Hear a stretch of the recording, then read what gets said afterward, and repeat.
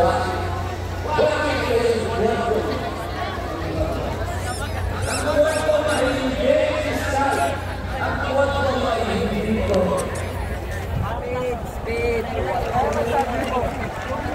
Yung pupunta ng buwan. Yung mga chairman ng apat na komitido, wala ni isang buwan.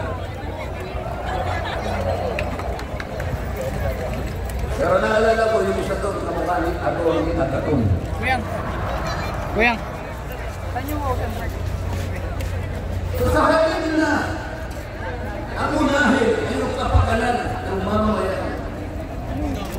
Sa harap at liwanag ng napakaraming nakabalikang pangalan sa atin, sa ekonomiya, ang lipunan, ang seguridad, korupsyon, katiwalian.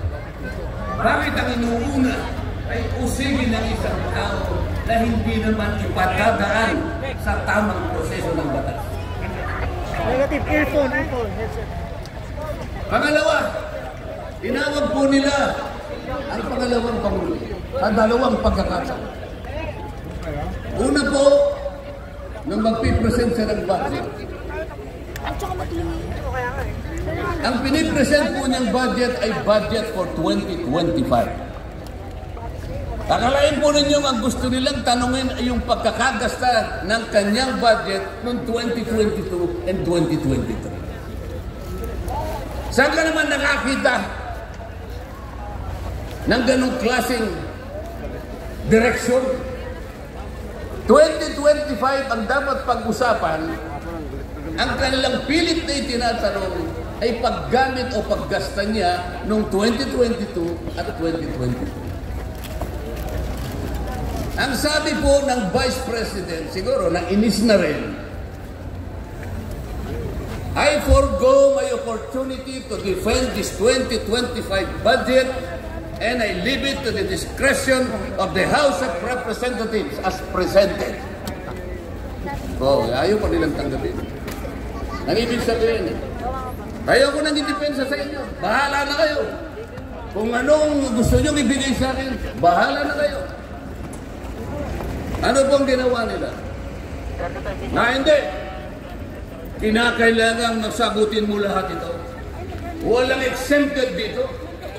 Kahit ano nga yun siya, kailangan ng tama po yung lahat po ng paggasta ng pera ng bayan ay kailangan pong suriin. Totoo po yun.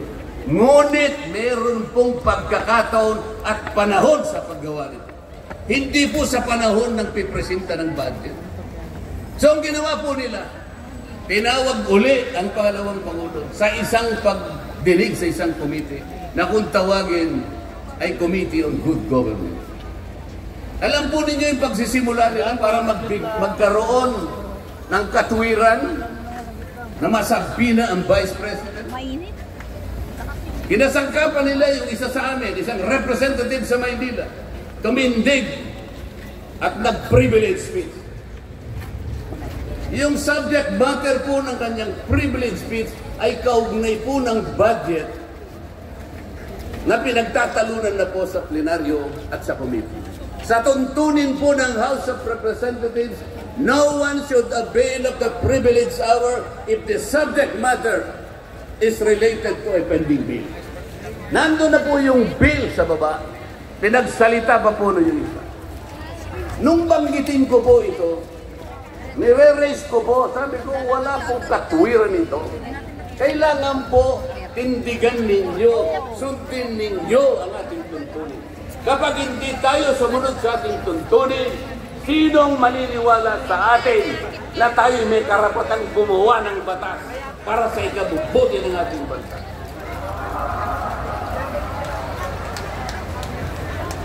Ang sabi mo ng chairman, no day. Saan ka naman nakakita ng gano'n? Ang House of Representatives ay lugar ng pagdilibat. Doon masusuri kung sino ang may katwiran. Kung hindi magsasalita at pagkatapos niya.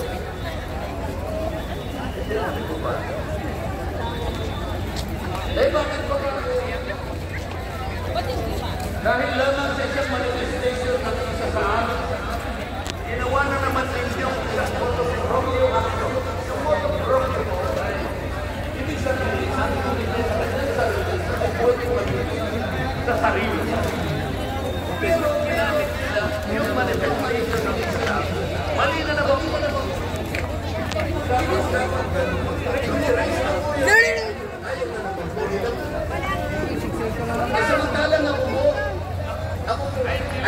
delivered a full privilege speech. DepEd din ang pinag-uusapan nun. At ang ni-raise ko po ay yung katiwalian involving more than 3 billion pesos covering 3 annual audits of the Commission on Audit. Kahit na full privilege speech, hindi man lang po ni-refer sa committee. Samantalang yung illegal po na privilege speech, dali-daling ibinigay kagad sa Committee on Good Government. Kahit na illegal, kahit alam nilang mali. Ito po yung punto. So sabi ko, Mr. Chair, bakit tayo po ang sumusuri? Bakit tayo po nag-audit ng confidential funds ng Vice? Bakit tayo po? Hindi po ba ang binanduhan ng ating salidong batas na tanging may otoridad at kapangyarihang mag-audit at mag-examine ng lahat ng report at papeles ng pagkakagasta ng ating bansa ay ang Commission on Audit? Ni-raise ko na naman po yun. Ayaw pong sumagot ng chairman. Ang pinasasagot po sa akin ay yung hindi abogado. Sabi ko, Mr. Chair, nilapitan ko po, Mr. Chair. Sino kausap mo? Huwag naman pong ganito.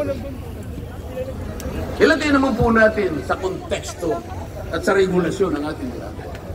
Tinatanong ko po ay isang constitutional issue. Bakit ang pasasagutin mo sa akin ay hindi man lang abogado? Huwag mo naman akong insultuhin.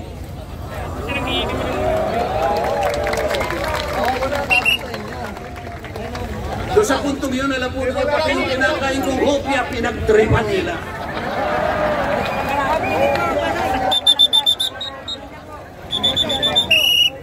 Ang Iglesia ni Cristo ay hindi po laban sa impeachment, sapagkat ang impeachment ay itinatadhana sa saligang batas. Ngunit kung ang paraan ng pagsasagawa nito ay wala sa batas at wala sa tuntunin, ito na naman ay pagmumulan ng kaguluhan, pagmumulan na naman ng pagkakabahabahagi ng ating bansa. Ito po ang gusto nating iwasan. Ito po ang gusto nating iwasan. Iniimbestiga nila po yung confidential funds. Ang tanong ko po, Mr. Chairman, mahigit pong 400 opisina at ahensya ng ating pamahalaan ang tumatanggap ng confidential funds. At sila din ay natatawagan ng pansin ng Commission on Audit. Bakit naman isang opisina lang ang pinipilit niyong usisain? Hindi ba masyadong halata namang pamumuliti kaya? Ito po yung gusto nating liwanagin. Hindi po tayo laban sa pag-iimbestiga ng katiwalian. Ilagay po natin tayo. Sana man lang kumuha sila ng ilang pang mga bahagi ng opisina na kagaya din ng paggagamit ng confidential fund, sapagkat ang layunin po raw ay makagawa ng batas. Kung talagang gusto ninyong kumuha ng batas, kasi po in aid of legislation, palagi po ito ang nagagamit, inquiry in aid of legislation. Nasa saligang batas po naman talaga.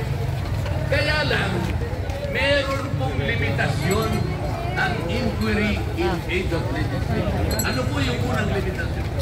Kailangan po meron ka nang nakapalangkas na batas sa panukala. Hindi mo lang makumple-kumpleto sapagkat nag-aatubili ka, baka merong impact ito sa ibang sektor. Kaya tatawag ka ng mga tao na makatutulong sa'yo para sa ganun makumpleto mo ang iniisip mo. Pagka ganon, alam niya kung sinong tatawag. At alam niya rin kung anong itatanong.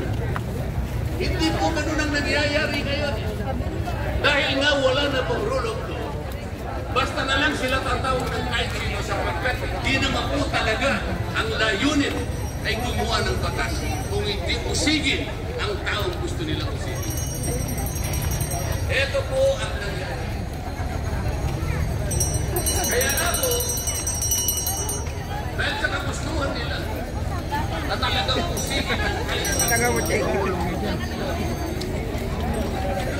Salam. Ha? Kaya bigla tayong matakis ni Tatang dito. Saan ka punta? Inakuloy siya namin. Kasi dito na pa kami uwi. Kaya ang dagi. Magsara na yung ano.